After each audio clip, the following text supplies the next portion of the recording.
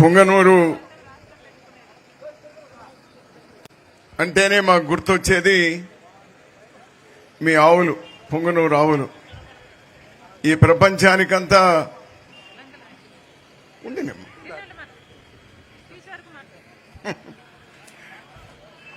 ప్రపంచానికంతా ఒంగోలు గిత్తలు ప్రసిద్ధి చెందితే పొంగనూరు ఆవులు అంతకంటే ప్రసిద్ధి చెందినటువంటి ఆవులు.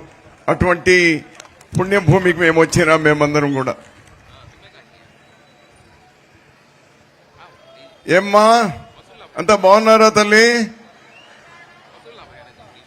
మీలో ఈ ఉపాధి హామీ పనికి పోయేవాళ్ళు ఎవరెవరో చేతులు ఎత్తండమ్మా. ఏమయ్యా మీరు పోరేమయ్యా, మీరు ఎత్తండి. ఓకే, చాలా సంతోషం. ఈరోజు మీ నాయకుడు మురళి, అదేవిధంగా జిల్లా కాంగ్రెస్ అధ్యక్షులు భాస్కర్ మిమ్మల్ని అందరినీ గ్రామాల నుంచి పిలుచుకొని వచ్చినారు. ఏదో ఇక టౌన్లో ఉపాధి పని లేనటువంటి వాళ్లతో 4 మాటలు చెప్పిపోకుండా ఒక సార్థకమైనటువంటి పని చేసినారు. మీ గ్రామాల నుంచి మిమ్మల్ని అందరినీ తీసుకొని వచ్చి, ఏమ్మా మీకు ఉపాధి హామీ పథకం కొనసాగాలనా వద్దా?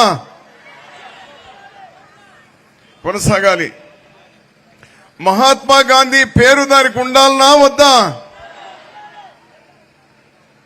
ఇంకో 2-3 నెలల్లో ఇక ఉపాధి హామీ పనులు నిలిచిపోతా ఉన్నాయి తల్లి.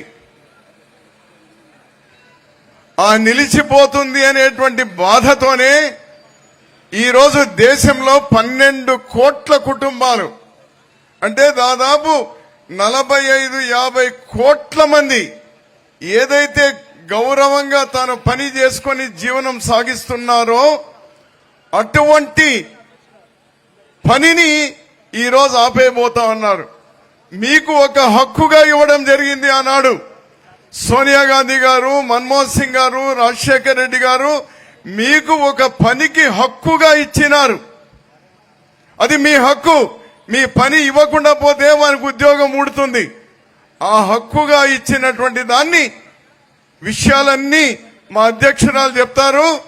నేను ఎక్కువ విషయాలు చెప్పకుండా ఆ హక్కుగా ఉన్నదాన్ని తీసివేయడం. మనకు జాతిపిత ఎవరు? గట్టి చెప్పు.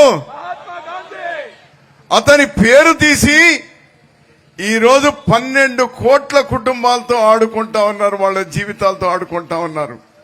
అందుకోసమే బాధ్యత కలిగినటువంటి కాంగ్రెస్ పార్టీ అధ్యక్షురాలుగా ఈరోజు ఎటువంటి పరిస్థితుల్లో మీకు దాని ద్వారా నష్టం జరగద్దు, మీకు ఈ హక్కును భద్రపరచాలి, అదేవిధంగా మీకు కొనసాగాలి అని ఈరోజు మా షర్మిలమ్మ ఈ యాత్రను చేపట్టింది. మనమందరం ఆమెకు అభినందనలు తెలియజేస్తామా? అంతేనా? అంతేనా? అభినందనలు అంతేనా? మీరేం చేస్తా ఉన్నారు?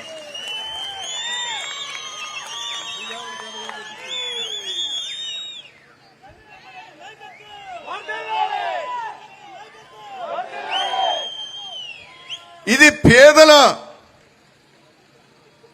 జీవనానికి సంబంధించింది.